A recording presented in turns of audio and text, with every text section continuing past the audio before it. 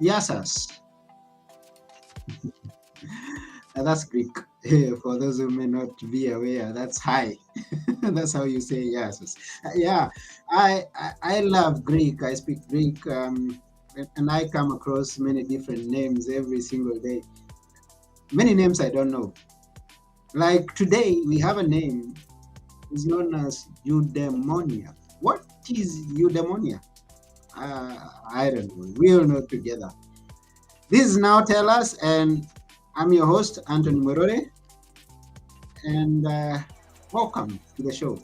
Today we have a guest with us who is known as Lenny Richardson, the one who's going to tell us what is eudaimonia. Join me as we go to meet Lenny. Here we go. Some Greek in the meeting.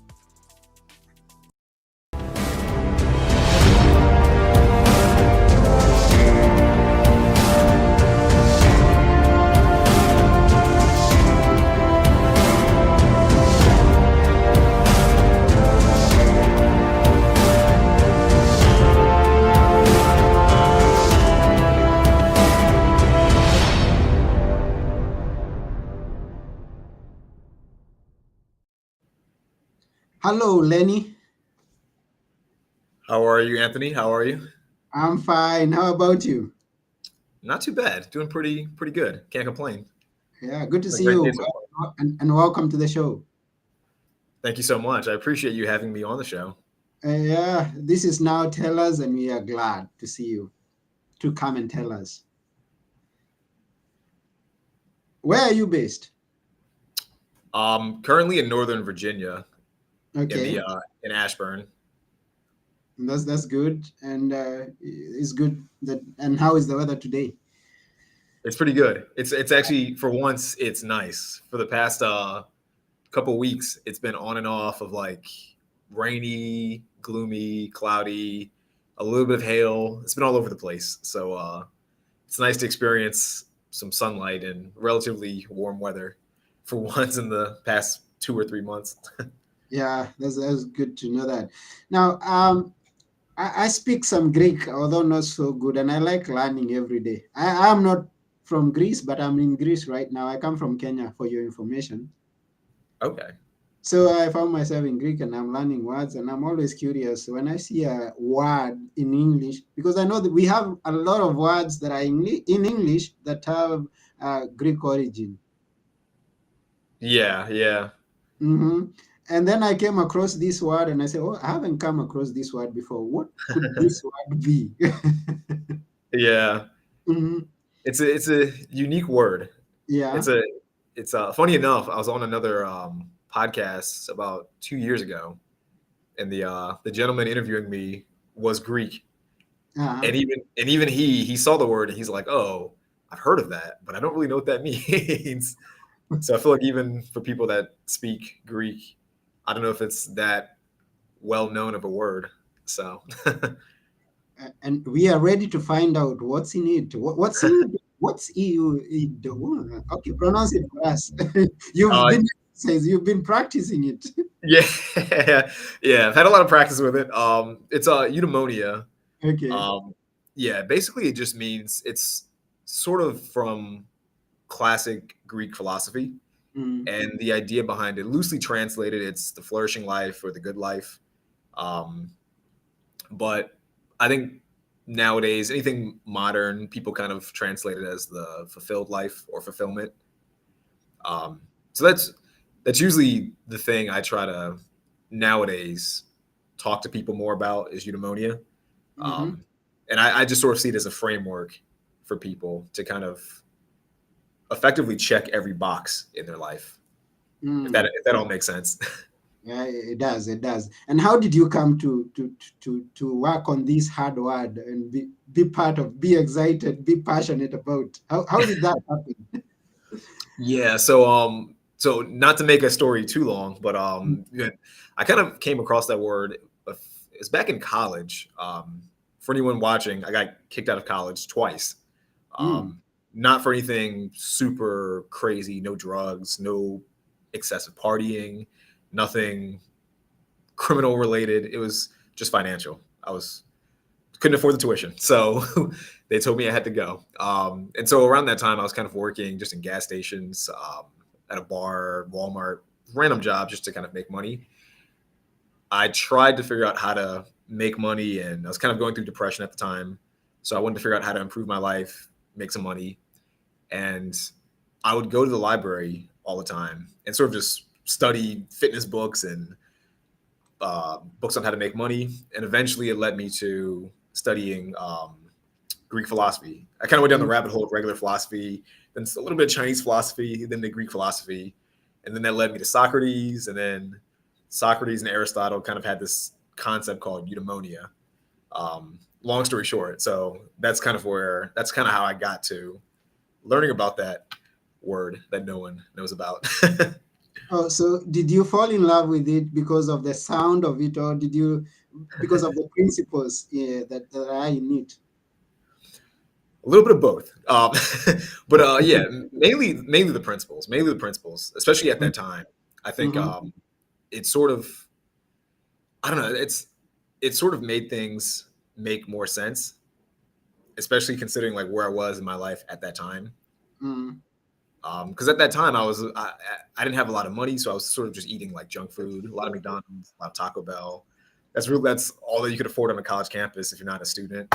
Mm. Um, didn't have a lot of money. Was kind of scraping by whatever I could to try to like barely pay rent, and didn't even really have a good social life. Even though it was a college campus, most people are in class, and I'm spending my entire day at work because I'd wake up and work at like Walmart until 3 or 4 p.m., then go to a gas station or a movie theater or whatever job I had at the time. So your whole day is kind of spent just working. So you don't really have any of the major boxes that Eudaimonia goes over. You don't have any of those checked off. So at that time, that's kind of what made it really stick with me.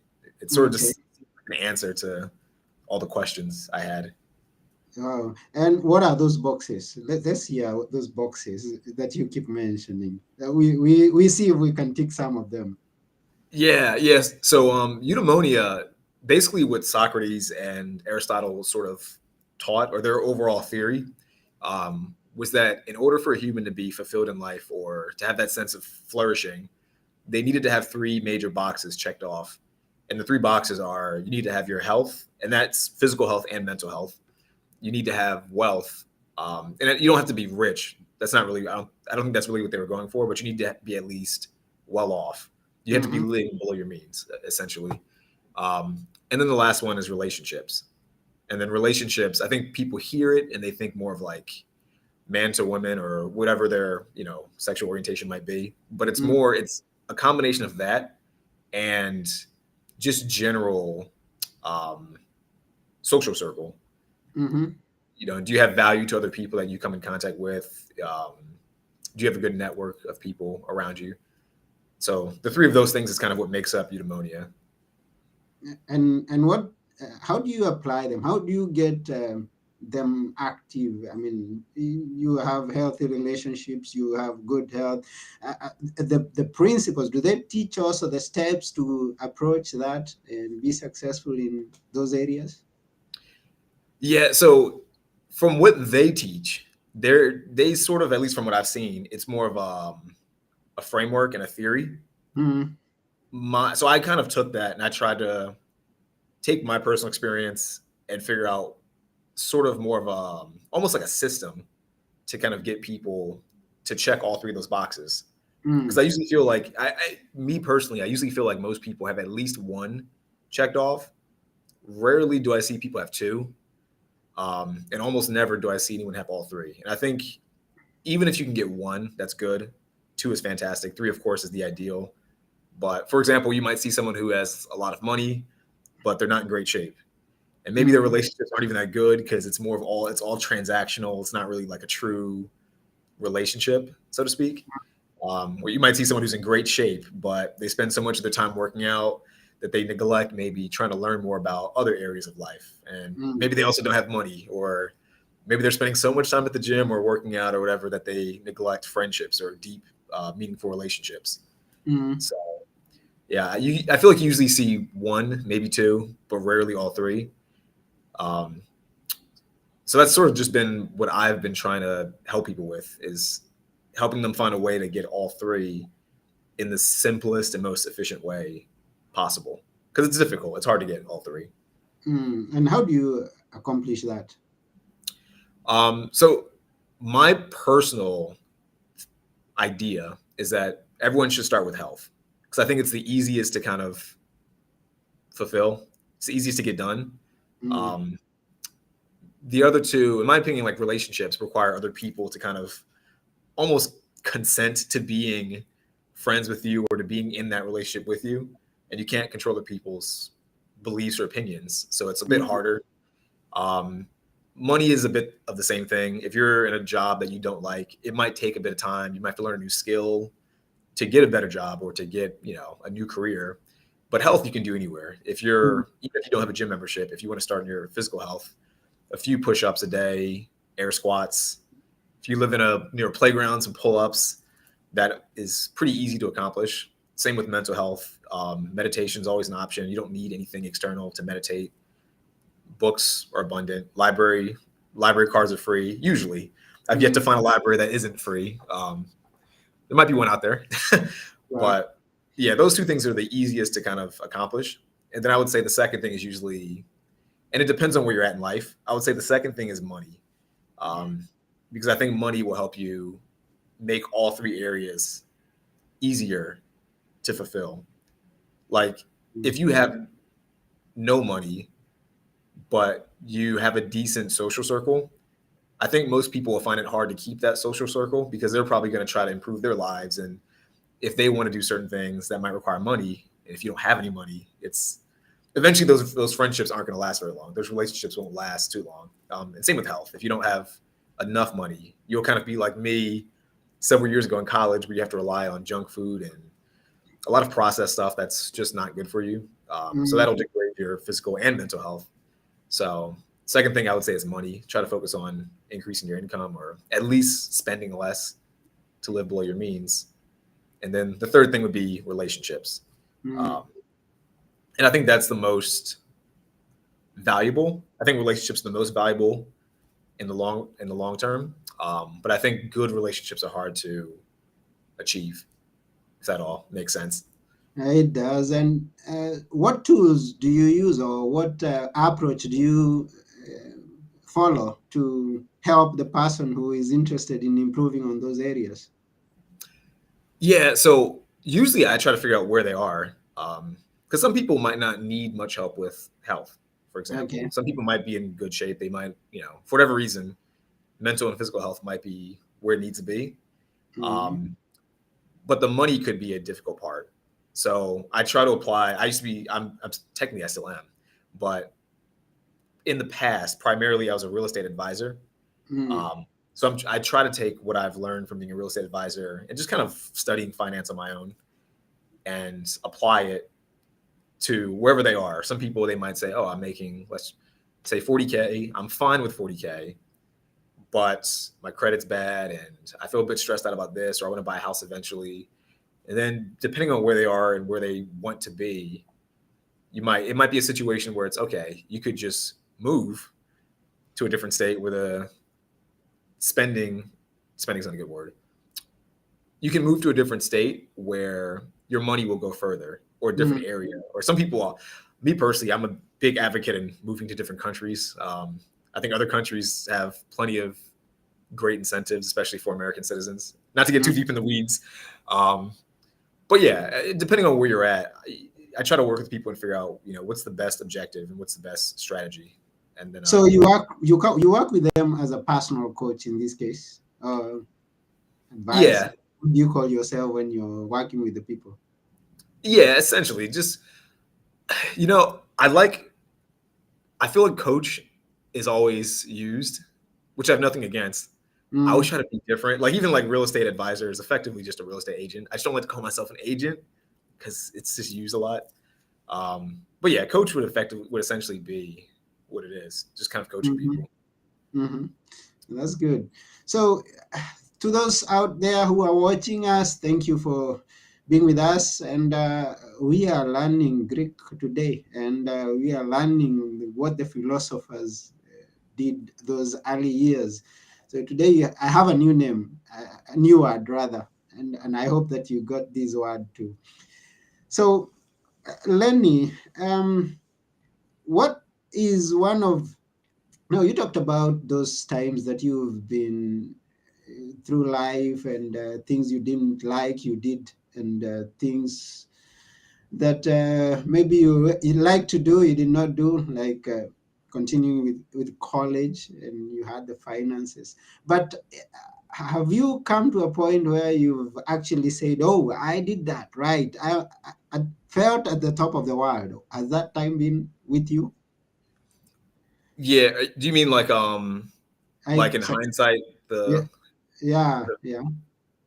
yeah, it's weird. I feel like sometimes when you're living a certain situation, it seems bad, and then in the future, maybe like 4 or 5 or 6 years down the line, you kind of sit there and you look at a scenario and you think to yourself, that was the best possible thing that could have happened. Uh-huh. It's kind of that hindsight bias. It's in hindsight, everything looks like it's clear and like it was going to work out. But yeah, I mean, in a weird way, like when I tell the story, it sounds bad. I got kicked out. I had depression, had terrible diet. But in hindsight, that was the best thing that ever Mm, happened. mm, Um, to be honest, I often think about what my life would be had I not been kicked out and had everything kind of just gone the way it was supposed to or as smoothly as possible. And I don't think it would have been bad, but I think there's a lot I wouldn't have learned. And I think there's a lot of experiences that I only would have had I gone through the bad stuff, if that all makes sense. mm. Yeah, So there are things that we go through in life that are there to teach us lessons. And someone said that things that happen don't happen to me; they happen for me. So you just change absolutely. the perspective of how you look at things and start appreciating the good in every bad situation, and keep on taking advantage of every opportunity that you get. Yeah, yeah, absolutely, absolutely. Yeah. Um, I'm sorry. I was gonna say, I always think that I have a weird belief. I don't think there's such a thing as a bad circumstance, like an mhm. objectively. I mean, I think there's some things people can probably debate are objectively bad. Fair enough, but I think in general, most things we experience are kind of subjectively bad. And if you can kind of flip it in your head, you can find a way to make what seems like a bad situation a positive situation. So that's sort of a weird philosophy I have. People fight me on it, but I think I don't know. I tend to see some people in really bad situations. At least on the surface, it looks bad, and they take that bad situation and they flip it, and it becomes the best possible situation for them or a huge opportunity. Use that to define something like a failure in business. There's a deal you are going to close and you lose it. How do you translate all those the failures in life? Yeah. I think it depends. I think it depends on the individual. I Mm, think like I'll give an example. So there was one guy, I forget his name. He invented I think hot Cheetos. And if I recall the story correctly, he was a janitor. I think at Doritos. I think he was working at Doritos and he was like a janitor. And it was a really terrible situation for him. I think for mm, most people, if you thought to yourself, you have to be a janitor at maybe the age of 40 something or 30 or 50 something, most people would not want that life. um, or at least that's not what they probably would have dreamed for. And somehow he came up with a really good idea to make. I think he was Mexican, and he decided to make the. He came up with an idea to make the Cheetos or the Doritos spicy because it hadn't been done before. mm, And because he was the janitor, I think he had time to meet with the CEO when no one else could because the CEO had, it's exclusive. And he pitched the idea. And long story short, it led to him going from a janitor to being, I think he's like a multi-millionaire or he might even be a billionaire. I'm not too sure, but he's rich is the point. He's very, very rich. mhm, Um, so things like that, or sometimes I'll hear about people they may have thought a deal would have been good, and they get into a deal, and then down the line, that company that they got into a deal with was a scam or just not a good company to work for. mm, And then the people that actually got the deal basically sunk with the mm. company. Mm-hmm. Like I think was it Enron? I think Enron had a similar situation. The I think it was like the electric company.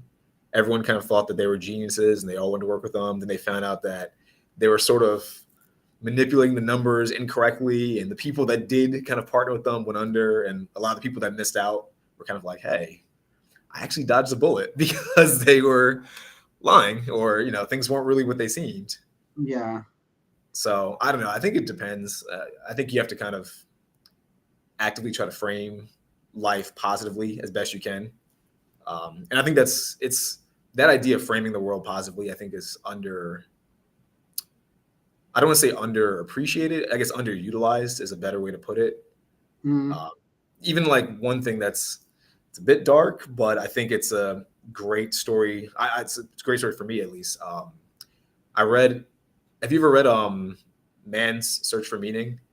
I should read it. It keeps coming up. It's a good book. It's about, I think his name is Viktor Frankl.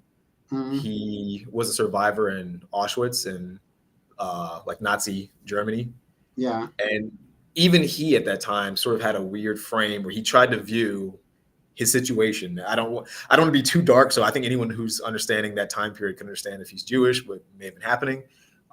But even he tried to reframe that situation as positive, and in doing so, I think for him, he was saying like that's the best kind of experience he could have had in the long term. It kind of gave his life more meaning and Mm. helped him stay alive. But yeah, of course, no one would want to be in that situation, but sometimes you can't choose a circumstance. So the way you frame a circumstance will define it as good or bad. Hopefully that all Yeah. made sense to people listening. Yes. Now, on a personal level, as you have been practicing eudaimonia, how did the COVID period pass you? I mean, how did you go through the COVID period? Yeah. So it was initially scary. I'll be honest. It was scary at first because I think there's a lot of uncertainty. I do think that kind of as COVID went on, again, it's a framing thing I try to do. I saw it more as a weird blessing, at least for me on a personal level, than as a negative. I'll say one thing that was fantastic about it. It gave me a lot of time to just be alone and work. Mm-hmm. um, yeah, like at the time, I was just living by myself, and I had an apartment, and I was just living by myself. So I would just sit inside, and I had gym equipment in my apartment, so I would just work all day. So it definitely made me a lot more productive. You don't really get as much of the FOMO, of that fear of missing out, when no one can go out at all. So in that sense, it made things a bit easier. It made things a lot more productive and simpler. Yeah. Um, but yeah, it's a bit scary. I, yeah, overall, I can't say it negatively impacted me too much. Mm. But of course, I know some people that it affected terribly. So Yeah. maybe I'm just more fortunate in that situation. You have many, but then I'm always coming across people who say, "Oh yeah, that time is when I did this or that. That's when I started such a project. That's when I stopped from such a habit. Someone was going through a bad habit, and then that provided the opportunity to stop it. And so it's not always all negative. The things that you go through, you can always pick that one specific thing that is uh, beneficial to you, something that, I mean, learn the lessons and keep on moving. Yeah, yeah. Hmm. Yeah, I know during the COVID thing, this is me trying to reframe stuff. I know a lot of people I knew and people I've heard of had an interesting situation where they were kind of with a spouse and they ended up kind of getting sick of their spouse because they were cooped together for so long. Yeah, And many incidences, many of them. yeah. And a part of me kind of thought to myself, there's two ways to look at this. There's the negative way where it's, oh man, me and my wife or my husband or whatever, we're going through a bad situation because we're just so close together all the time. Mm. But the way I kind of saw it, I guess the more optimistic viewpoint was this gave you the opportunity for anyone that was in that situation. It kind of gave them the opportunity to realize that maybe whoever they had as a spouse might not have been the best partner. And Mm. instead of that gradual 5, 10, 15, 20 year decrease of the relationship, COVID kind of forced it to all, it kind of forced it up front. So now it's like, oh man, I really don't get along with my spouse, or this situation isn't really that great. Oh, I've been distracting Mm. myself with work and my job or whatever, and COVID kind of forced me to confront the situation. Um, so yeah, I don't know. I think even something like COVID, you can frame as good or bad, depending on how you want to take it. So you are in pursuit of a good life, and this is eudaimonia, and then your environment is not so conducive. Like you have people who are negative. We have criminals there in the world, and I always hear incidences there in the U.S. And then you have friends who are not really friends, like you say, the spouse discovers, oh, this is was not the right person. So how do you deal with those outside forces? Because it's one thing for an occurrence to that is happening out there, but then when you come across a force that is against you, and how do you deal with that? Yeah. It kind of just depends. It depends on what it is, I would say. Like for example, if it's an individual that's negative, Mm. I try to think about whatever I can personally do. So for me, it would just be removing myself from that situation. If a person's too negative, I think the best thing is just find a way to distance yourself from them. Maybe you don't have to cut them off entirely, depending on if it's a relative or someone you've known for a very long period of Mm. time. But I think the best scenario for that would be just to find a way to reduce contact with that person. Okay. Mm-hmm. Same thing, even with like you mentioned criminals. I'm from West Philadelphia. For Okay. anyone watching, it's a not safe area in the U.S. It's a very dangerous area. Mm. Um, and I've had friends and people in that area or people nearby who would say, I live in West Philly or I live in a very dangerous neighborhood. What do I do? I'm a huge advocate of figuring out what you can do as an individual and not trying to control the environment as much as control yourself. Um, and even for that, I would say the best situation might just be to move. I know it's not easy to do, and it's not like everyone can Mm. just pack up and leave. But if you're in a dangerous situation where there's criminals or the environment itself is toxic or poisonous, me personally, I think the best thing you can do is find a way to move as quickly as possible. If that means getting a small apartment that's relatively inexpensive, finding people who are strangers or friends, hopefully friends that you know, and moving in with them in a different city, starting over brand new. I think that's probably the best case scenario. Um, I know personally, I'll say this: when I was towards the end of college, when I finally did get back into college, I really went through a period of trying to, because at this point I'd already kind of tried to put myself on that path of eudaimonia, and I was really trying to improve myself in every Mm. way: health, money, and relationships. And I kind of realized at Penn State, it's where I went to college. It's a big party school. It's difficult it's difficult to improve your health because everyone around you is drinking or just eating terribly. College students, it's to be expected. Mm. Money, people are in college to have a career, but until they graduate, I think no one's focus is actually very few people's focus is actually on the money. They're just thinking, oh, I want to party. I want to go out this Thursday, Friday, and Saturday. There's a football game coming up. There's a St. Patrick's Day event. And even with relationships, party schools, you kind of get, I can't speak for all colleges, but party schools at least, there's more of a culture of short term flings. The campus is big, so if you get someone mad at you, you can always just never see them again. So you don't really invest that much time into long term, sustainable relationships. So for that, even when I lived there, my thought was I could stay here where it's a lot cheaper and I'm more familiar with this area, or I can leave and go somewhere else. And I Mm. remember I left and I went to, that's how I'm in, that's how I moved to Virginia. I just moved to initially Leesburg, Northern Virginia. Cold. I hadn't, I knew two people here, but I didn't know anything about the area. I didn't know anything about, the county, how expensive it is, or anything like that. So, yeah, I think removing yourself from negative environments is always the best case scenario. Whatever you can do under your control is the best thing. Okay, so this is now tellers, and today we learned eudaimonia. I'm still struggling to practice it, but okay. We learned a new word, a new Greek word, eudaimonia. So, and our guest today has been Lenny. Now, if you are watching us, thank you for watching us.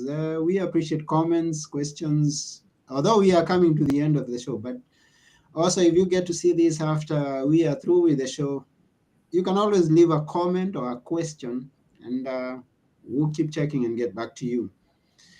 And this is just about the end of the episode, and we appreciate you, Lenny, for coming to this show, otherwise known as Leviticus Rich. How does that? That's what I see in brackets. Leviticus Rich. Tell us about that. Why is it? Yeah, so there's not. It's an interesting story. It's long story short. When I was in college, I had a friend that called me. He called me Lenovitis. He thought it'd be funny if I made my Facebook name Lenovitis. I don't know why we thought that was funny. Um, College stuff, I guess. I changed my name, and my dad couldn't pronounce Lenovitis, so he would always call me Leviticus. And kind of to struggle pronouncing the name, he'd say, "Oh, Leviticus. That's an interesting Facebook name." And then I kind of liked Leviticus more than Lenovitis. And then I started running with it. People started calling me Leviticus, so it just kind of stuck. That's that's really it. And then Rich, of course, is just short for Richardson. Oh, So I thought he's the rich guy. that's also the other part of it. It kind of worked out that way too. But Mm. yeah, so Yeah, so we've come to the end of our show, and we maybe how would you like to connect with people? Yeah, um, as far as where can they find me, or yeah. yeah, I would say the best place. YouTube is a good place to find me. Mhm. It's just YouTube at Leviticus Rich. Yes, yep. And then Instagram, it's the same thing. My personal one is just Instagram at Leviticus Rich. And then I have one that I recently made that's purely for content. Okay. Um, and that one's just Instagram at official Leviticus Rich. Okay. But yeah, that one's just content. The other one's more personal if you want to DM me or ask questions. Yeah, so you follow up with the Lenny, that's Leviticus Rich. Yeah, YouTube at Leviticus Rich, Instagram at Leviticus Rich. You can always ask more questions and learn more Greek words because I know he has plenty. Being a student of Aristotle, Pluto, and all this, I know he has many Greek words. Yeah, so thank you very much, Lenny. Absolutely, absolutely. Thank you for having me on the show, Anthony. I appreciate it. Yes, and we appreciate you sharing with us all that you have shared with us. But before we go, we would like you to leave us with a few words that we should always remember. What are they coming from Leviticus Rich? Um, few words I think people should always remember. Try to make every single day. Here's another word. Here's another word I like. This one's not Greek. This one's Japanese. Um, Try to kaizen every day of your life. And kaizen just means try to make 1% improvements every day. Wow, Consistently try to improve yourself. Kaizen. So that introduces us to the next episode with Leviticus Rich, where we're going to learn some Chinese, Japanese. I don't know Some what you. Japanese, yeah. Wow, so this has been Now Tell Us. I've been your host, Anthony Morore, and together with Lenny, or rather Leviticus Rich, we are saying bye for now. Take care. Thank you again. Yeah, thank you. Bye.